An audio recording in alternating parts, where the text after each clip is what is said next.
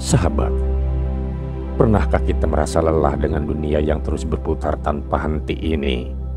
Di tengah hiruk-pikuk kehidupan, di antara deru ambisi dan kedamaian mimpi, sesungguhnya ada panggilan sunyi yang mengetuk hati, panggilan untuk kembali menata bekal menuju kampung akhirat. Sebab dunia ini bukanlah tempat tinggal, melainkan tempat singgah, bukanlah tujuan, melainkan jalan untuk menuju keabadian.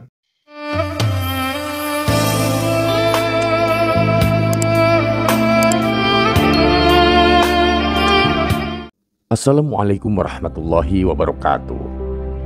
Sahabat Tahura yang dirahmati Allah, jika video ini lewat di berandamu, berarti ini adalah petunjuk dari Allah untukmu. Setidaknya luangkanlah waktu sejenak untuk menulis sholawat kepada Rasulullah di kolom komentar, sebagai tanda bukti akan kecintaan kita kepada Nabi Muhammad SAW, dan sebagai umatnya semoga di akhirat nanti kita mendapatkan syafaat dari beliau. Amin, amin ya rabbal alamin. Pada video kali ini kita masih akan bersama-sama mendengarkan rangkaian nasihat-nasihat bijak dari Sultanul Aulia Syekh Abdul Qadir Al-Jailani yang beliau tulis dalam kitab Fathur Rabbani. Di balik sujud dan zikirmu, siapa Tuhan sebenarnya di hatimu? Beliau Sultanul Aulia Syekh Abdul Qadir Al-Jailani menuturkan, orang-orang beriman memahami betul bahwa hidup ini bukan untuk sekedar bersenang-senang dalam kenikmatan yang fana. Mereka sadar bahwa dunia ini hanyalah ladang untuk menanam benih amal, bukan taman untuk memetik bunga kesenangan. Maka mereka hidup dalam qanaah, merasa cukup dengan apa yang ada dan memudahkan jiwa untuk melepaskan hasrat dunia. Hati mereka tertambat pada negeri akhirat, tempat segala kekayaan sejati disimpan dan segala balasan hakiki ditunaikan. Lihatlah sahabatku, bagaimana mereka menyusun bekal untuk akhirat. Mereka tidak menumpuk harta, tetapi memperbanyak sedekah. Mereka tidak mengejar nama, tetapi mencari ridho Allah Subhanahu wa Ta'ala. Bahkan saat mereka memiliki makanan yang lezat, mereka lebih memilih untuk memberikannya kepada si fakir, karena mereka tahu bahwa di akhirat nanti tersedia hidangan yang jauh lebih nikmat yang disediakan oleh Rob yang Maha Pemurah. Tujuan mereka bukan sekadar surga, tetapi Dia yang menciptakan surga. Langkah mereka dipenuhi kerinduan kepada Allah Subhanahu wa Ta'ala. Pengembaraan hati mereka terus menembus batas-batas duniawi demi mendekat kepada Yang Maha Esa. Dalam setiap ruku dan sujud, dalam setiap jaga dan diam, hati mereka tetap berada dalam kediaman ilahi, tak berpaling sedikit pun dari kasih-Nya. Maka berusahalah wahai sahabatku untuk terus mencari Tuhanmu dengan sungguh-sungguh. Jika engkau telah diperkaya dengan keberkahan iman, maka bersedekahlah dengan murah hati. Jangan hanya makan untuk dirimu sendiri. Jadilah seperti burung yang mematuk butir keberadaannya, lalu terbang tinggi dengan sayap kebenaran menuju pantai kedekatan dengan Tuhannya. Ketika angin ujian meniupkan badai, imanmu adalah perahu layar yang akan mengangkatmu dan mengantar ke pelabuhan ketenangan. Dunia ini ibarat samudra yang luas dan begitu dalamnya, namun iman adalah bahtera yang akan menyelamatkan. Seperti kata Luqman Al-Hakim kepada anaknya, dunia ini laksana samudra, iman laksana bahtera, lajunya adalah taat dan pantainya adalah akhirat. Namun sayang, masih banyak sekali yang terlena. Wahai engkau yang berselimut kemaksiatan, ketahuilah bahwa hari akan datang di mana buta, peka, wabah, dan kesempitan akan menyergapmu. Harta yang kau banggakan itu akan sirna, terkepung dan tercuri. Maka sebelum semua itu tiba, jadilah orang yang bertaubat. Jangan pernah menyekutukan Allah dengan harta. Jangan diam bersamanya. Jangan biarkan ia menetap di dalam hatimu. Campakkanlah dunia dari lubuk jiwamu, perkecil rakusmu, sempitkan hayalanmu, karena orang yang mengenal Allah tidak lagi mengejar dunia maupun akhirat semata, tetapi hanya mencari ridhonya. Abu Yazid Al-Bustami pernah berkata, mukmin yang arif tidak mencari dunia ataupun akhirat dari Tuhannya, tetapi ia mencari keridoannya semata. Wahai sahaya, jika engkau bersungguh-sungguh dalam bertaubat, kembalilah dengan seluruh hatimu kepada Allah. Jadilah pelayar yang menyeberangi samudera dunia, mengarahkan layar pada cahaya keridoan. Sebab hanya orang yang benar-benar kembali kepadanya yang akan menemukan tempat kembali yang sesungguhnya, yakni pangkuan rahmat ilahi yang tak bertepi. Bayangkanlah sahabatku, di suatu pagi yang begitu teduh, di sebuah madrasah yang penuh dengan cahaya ilmu. Di sana, seorang ulama besar menyampaikan wejangan yang begitu menyentuh hati, membangkitkan jiwa-jiwa yang lelah dan membimbing mereka menuju puncak kemuliaan sejati. Beliau berkata dengan penuh keyakinan dan ketulusan, barang siapa lebih suka menjadi manusia termulia, maka hendaklah bertakwa kepada Allah. Dan barang siapa lebih suka menjadi manusia terkuat, hendaklah bertawakal kepada Allah. Barang siapa lebih suka menjadi manusia terkaya, hendaklah kukuh menggenggam sesuatu yang ada dalam kekuasaan Allah, melebihi kekukuhan sesuatu yang ada pada dirinya. Kata-kata itu, wahai sahabat, adalah pintu gerbang menuju pengertian yang dalam tentang arti kemuliaan, kekuatan, dan kekayaan sejati. Ketiganya berakar pada satu hal yang sama, yakni ketakwaan kepada Allah. Dalam takwa, kita menemukan sumber keberanian, kedamaian, dan kebahagiaan yang tidak dapat digantikan oleh dunia dan seisinya. Ketundukan total yang menggetarkan langit. Bayangkan sebuah hati yang luruh tak tersisa, tersimpuh di hadapan Tuhan semesta alam. Inilah makna sejati dari firman-Nya. Dan kembalilah kamu, taubat kepada Tuhanmu. Quran Surah Az-Zumar ayat 54. Bukan sekedar kembali dengan langkah kaki ataupun gerakan tubuh, melainkan kembali yang berarti tunduk secara total, hingga tak tersisa satupun urusan yang engkau simpan untuk dirimu sendiri. Jiwa diserahkan tanpa syarat, hati dipersembahkan tanpa tabir, akal diluruhkan dalam kebesarannya. Tak ada lagi kata, tak ada lagi mata, tak ada lagi genggaman yang mempertahankan sesuatu pun dari dunia ini. Semuanya terlucuti, terbaring di hadapannya dalam keseimbangan dan kebenaran hakiki. Maka jika engkau sampai pada titik ini, wahai sahabatku, hatimu tak lagi bersandar kepada makhluk. Ia lari bahkan dari sesuatu yang tinggi di bawah arsy. Hatinya bagaikan burung liar yang menjauh dari jerat dunia, berlari kepada Tuhannya, meninggalkan segala yang baru, segala yang akan binasa. Ia hanya mengenal satu arah, Tuhan, Allah Subhanahu wa Ta'ala, dan hanya satu tujuan, keridoannya. Celah dan pujian adalah dua sisi yang sama. Maka ketahuilah, hidup ini seperti musim yang datang dan pergi. Kadang kita dicela, kadang kita dipuji. Tapi sahabat, keduanya itu sama, datang hanya dengan izin Allah. Maka janganlah engkau bergembira karena pujian, dan jangan pula engkau bersedih karena celaan. Sebab keduanya tidak datang dari makhluk, tapi datang dari tangan takdir yang diatur oleh Allah Azza wa Jalla.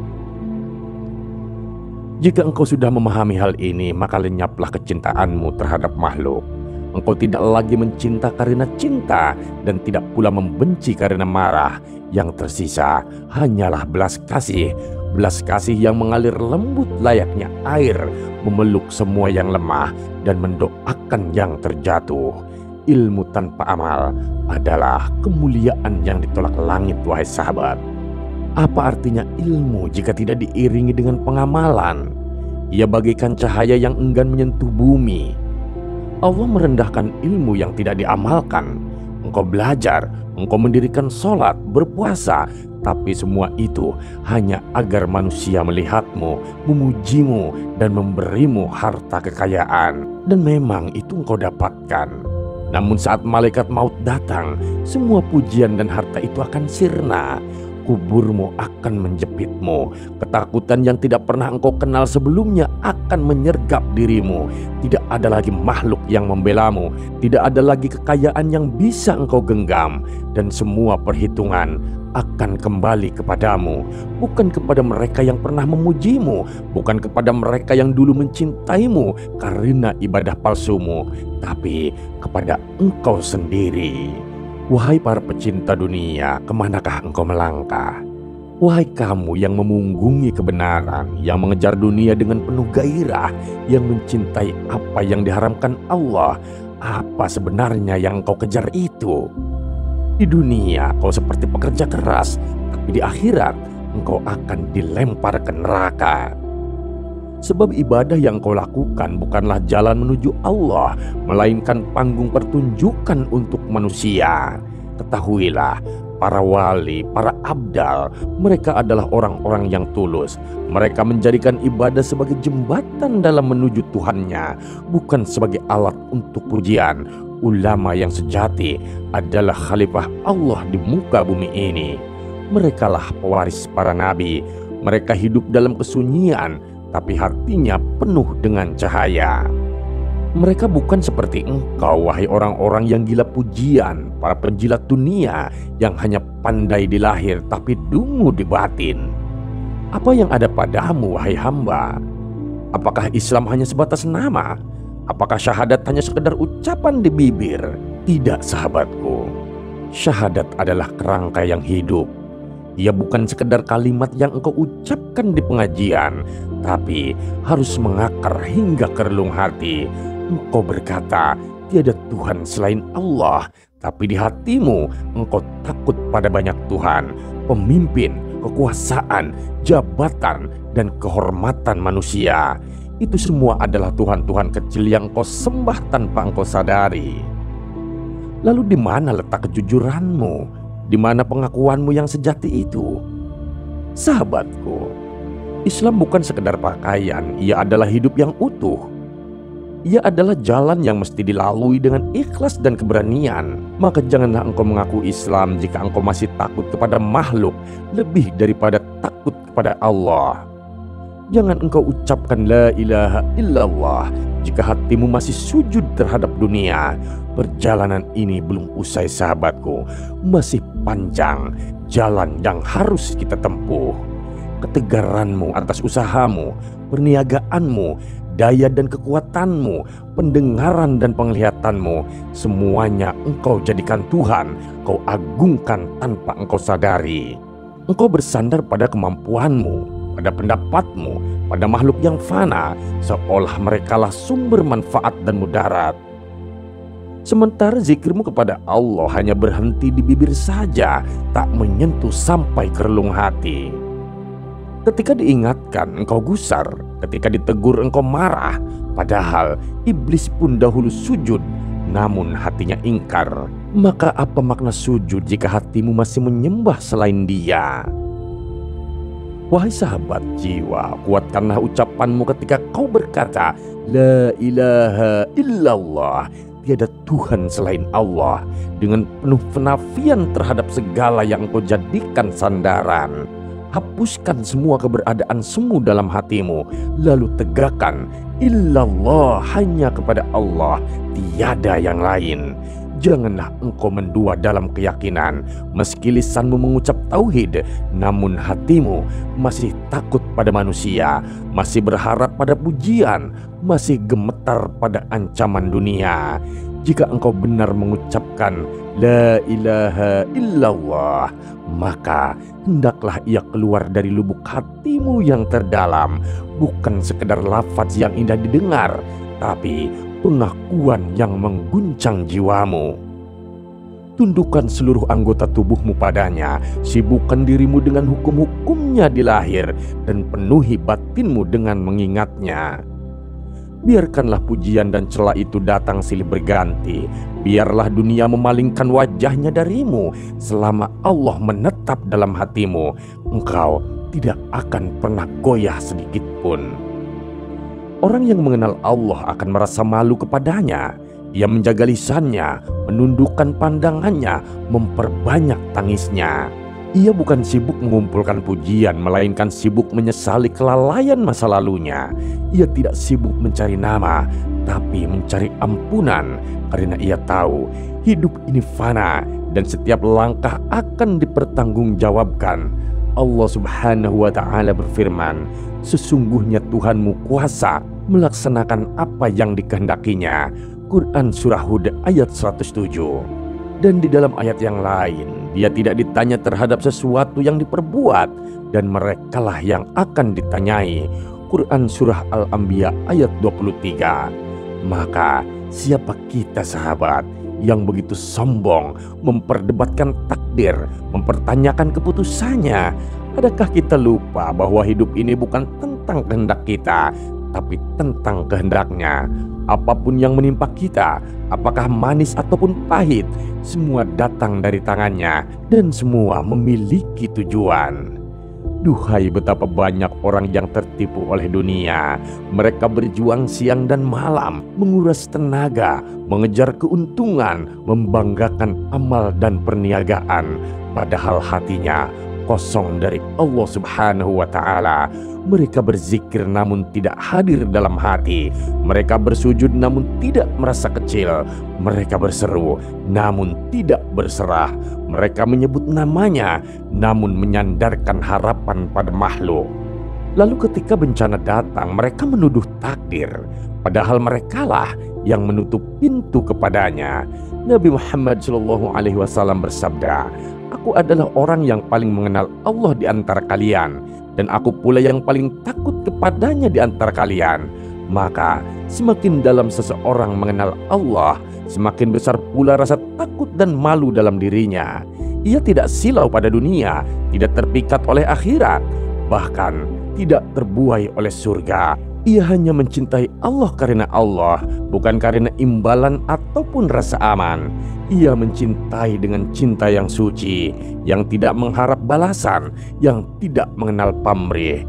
Ada segolongan arif yang hatinya telah tercerahkan.